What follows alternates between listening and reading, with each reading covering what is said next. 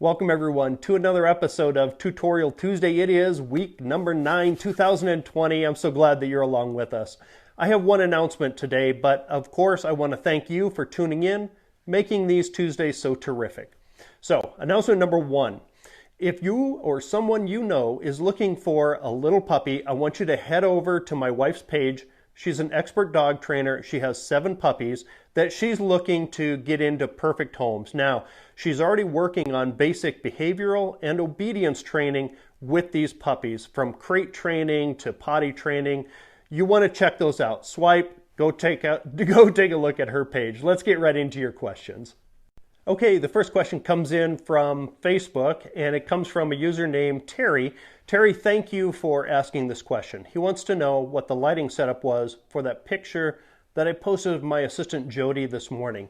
So let's take a look at that. Now, I'm going to talk about it for a second here, but then I'm also going to post a time-lapse video that I did while creating those images of Jody. So first and foremost, it was created with 2 strip boxes like this. Now, the distance between here and here is about a foot, and it's about 4 or 5 feet tall. It creates this real long, narrow strip of light, and I used them at 45, I guess like that, at 45-degree angles to Jody, and you'll see that in the time lapse. So take a look at that.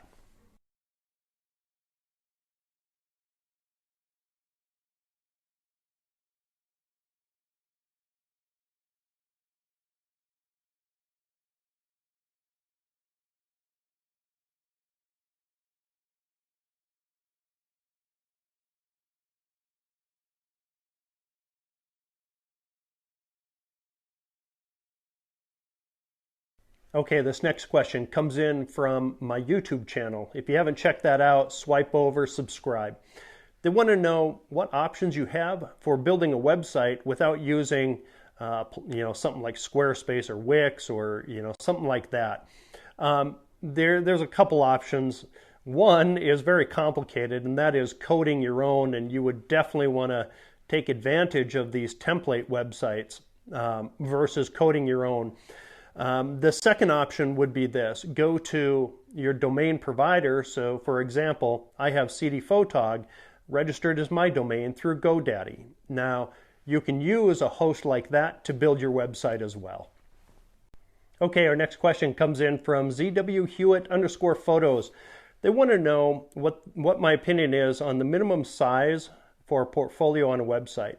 The number that comes to mind for me is 30. And the reason that I say that is 30 should give us enough room, the viewer or whomever you're trying to attract as a client, to show that you can consistently create images in the same genre. So if that's ranch life, if that's portraits, if that's a mixture of both, or simply just horses or something like that, you want to be able to show a consistency in your portfolio. So I would say about 30.